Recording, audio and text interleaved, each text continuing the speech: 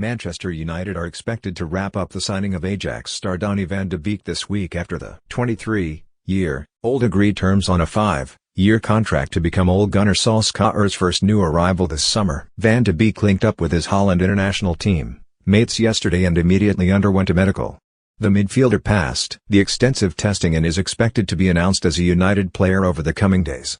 Before Van de Beek can link up with his new team at Carrington, he will be in Nations League action against Poland and Italy. The UK government has spoken to Sky Sports and revealed the ace does not have to quarantine when entering the country. Donny van de Beek will not need a quarantine provided he registers as a Manchester United player before either of his games for the Netherlands, the statement read. That means he is allowed to apply for an exemption on sporting grounds. An exemption is granted to players who are competing in games abroad, such as Liverpool's pre-season in Austria.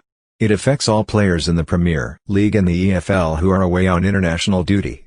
If Van de Beek was to travel home before flying to England, he would have to sit out of training for 2 weeks.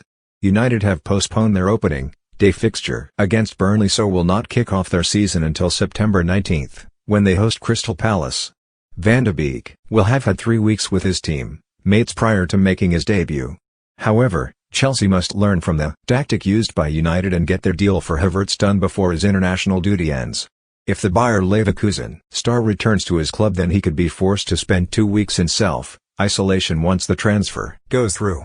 Germany is not currently on the UK's quarantine list, but their COVID-19 cases are steadily rising and the situation is changing on a daily basis. The longer Chelsea wait to get a deal done, the more risk they are taking that Havertz will miss the start of the season. Getting the transfer completed this week ensures that Havertz will be able to start training with his team mates before the upcoming season commences. Chelsea get their 2020-21 campaign underway with a trip to Brighton on September 14th.